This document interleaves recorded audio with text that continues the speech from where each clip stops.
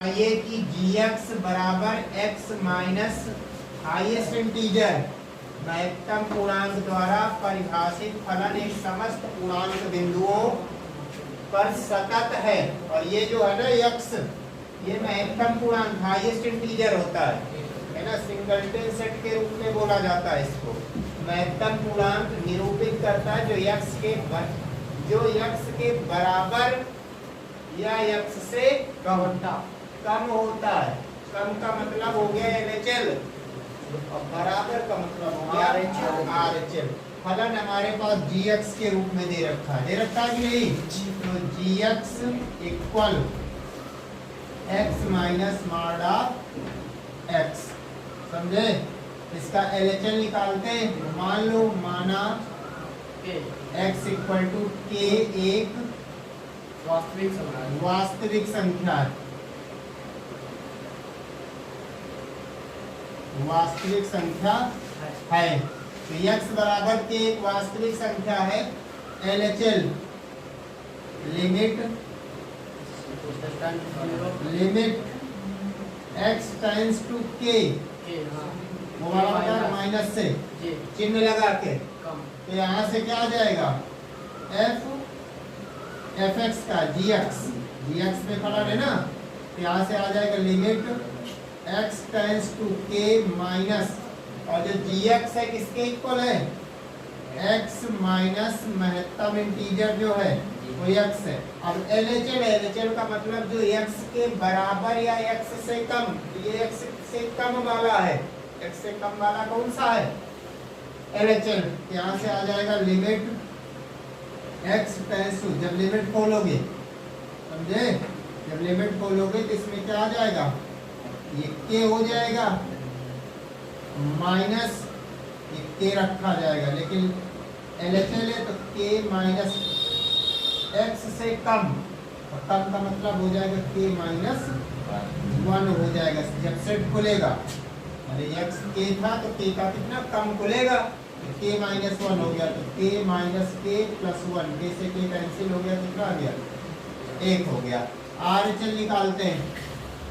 Limit h tends to 0 gx, ठीक, यहाँ x tends to k, और क्या लगा देंगे? प्लस, RHL हो गया कि नहीं हो गया? तो limit x tends to k plus, अब gx किस फलन का है? x माइनस महत्तम इंटीजर x, तो limit x tends to k plus, अब ये कैसा करता है? x जो है x के कैसा है?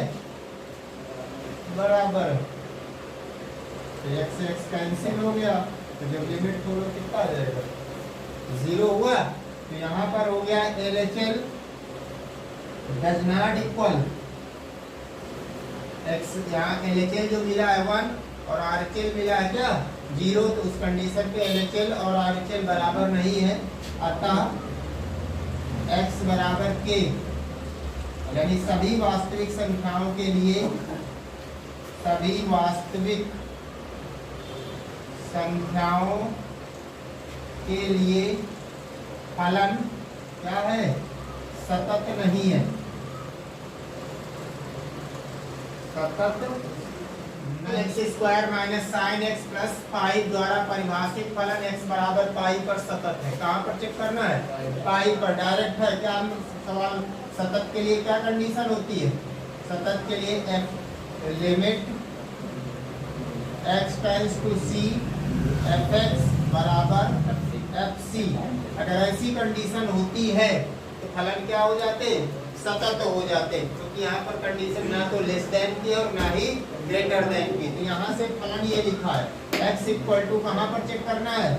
पाई पर। ये लिखा है x इक्वल टू पाई पर, चेक करिए, है ना? तो यहाँ से क्या हो जाएगा? fx equal to x square minus का साइन x प्लस का पाई, और इसमें क्या होता है? Limit x tends to pi, x की वैल्यू कितनी है?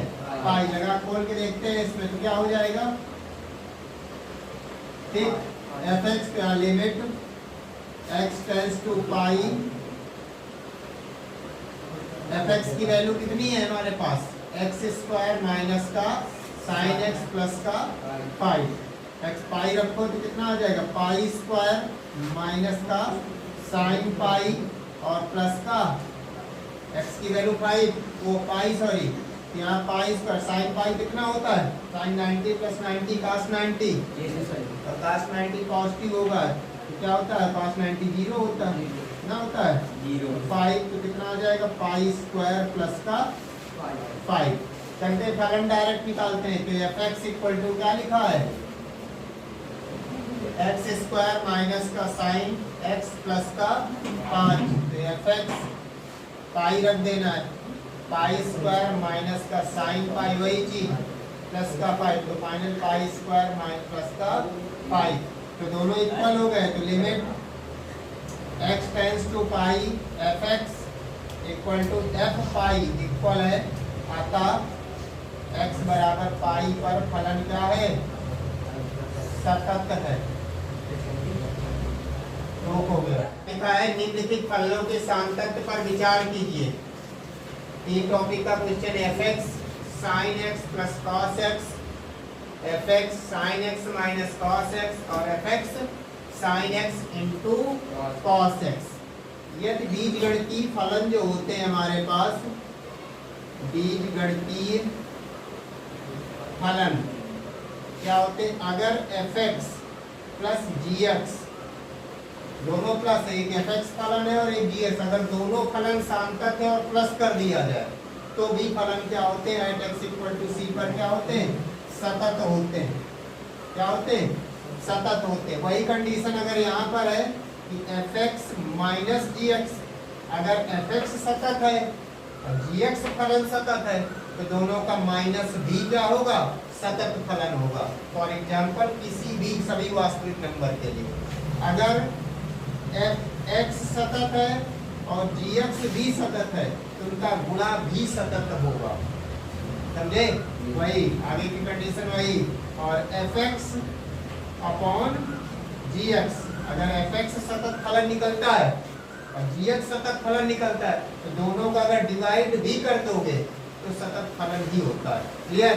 अब यहाँ पर बस थोड़ी सी कंडीशन यहाँ लागू होती है कि जो जी एक्स है, ये जो डिनोमिनेटर लिख रहा है ना, वो डिनोमिनेटर क्या होना चाहिए, डज नॉट इक्वल जीरो, यानी जीरो के बराबर नहीं होना चाहिए। क्या होना चाहिए, जीरो के बराबर नहीं होना चाहिए। चलते एक सवाल यहाँ पर हल करते हैं, एफ एक्स बराबर sine x plus cos x. एक अलग हल करेंगे, साइन की अलग वैल्यू सतत दिखाएंगे, कास अलग वैल्यू सतत दिखाएंगे, तो ये तीनों कंडीशन के सवाल एक साथ हो जाएंगे, है ना।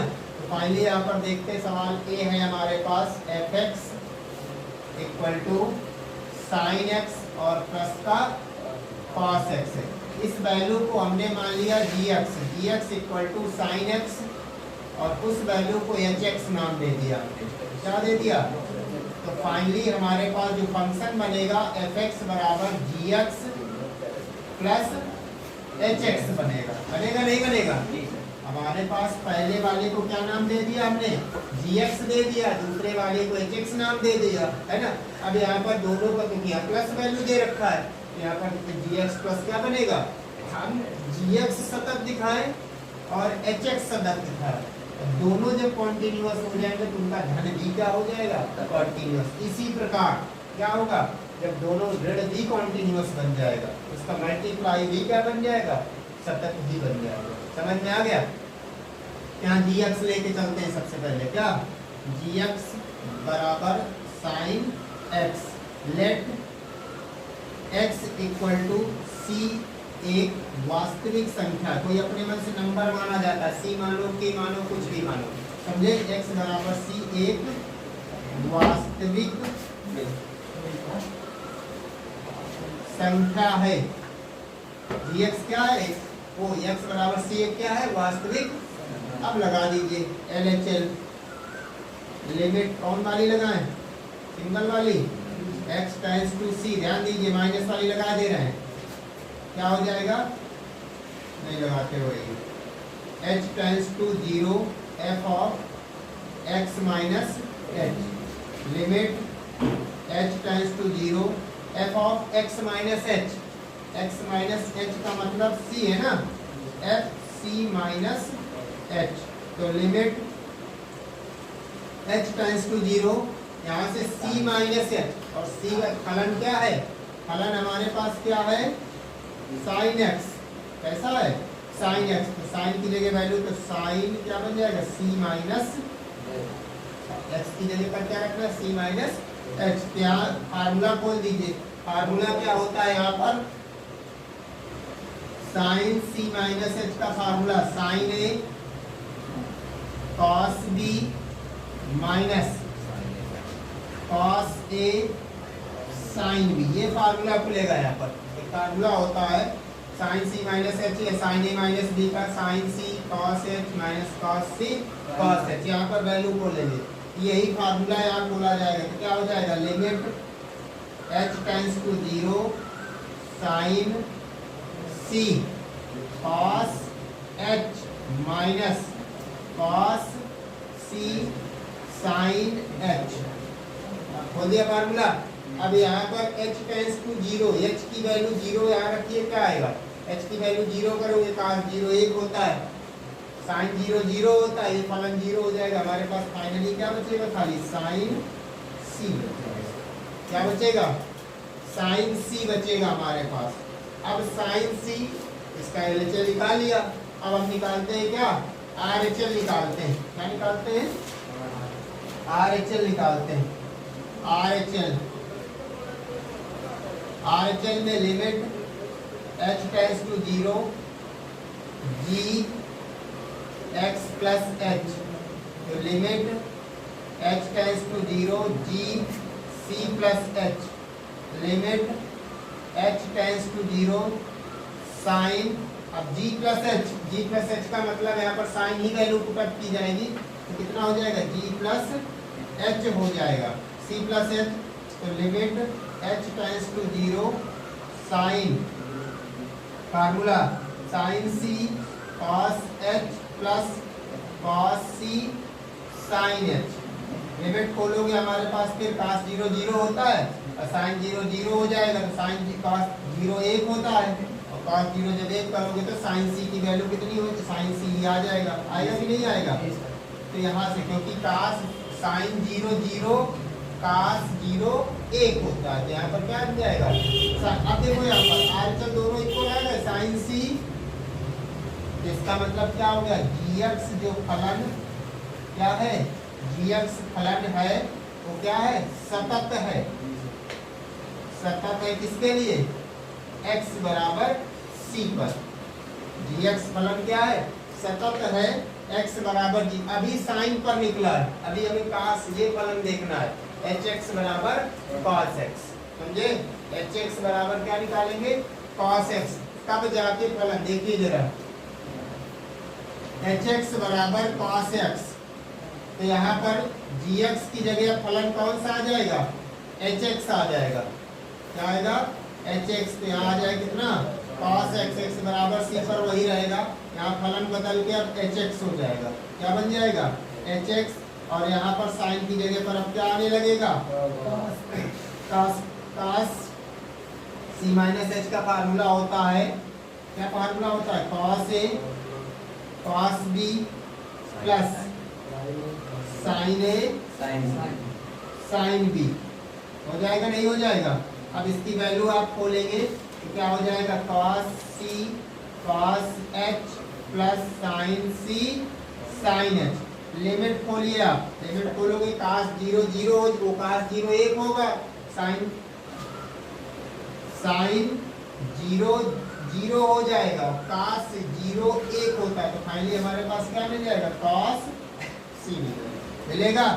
ऐसे RHS ढूंढोगे, RHS में क्या फलन हमारे पास कौन सा है hx बराबर cos x, तो यहाँ पर वैल्यू हो जाएगी क्या h हो जाएगा, और यहाँ क्या फलन बन जाएगा h का, और साइन की जगह पर क्या आ जाएगा cos, फार्मूला वही पुराना cos c cos h minus, क्योंकि प्लस वाले में cos में फार्मूले में माइनस आता है, यहाँ कितना आ जाएगा साइन c साइन h, तो यहाँ पर वैल्यू पुट अप करेंगे तो यहाँ पर कितना आ जाएगा cos c, तो अब gx फलन पीछे वाले में हुआ था, अब यहाँ पर कौन सा फलन हो गया hx फलन सतत है x बराबर c पर, अब क्या करेंगे कि अब फलन, क्योंकि gx भी फलन सतत हो गया और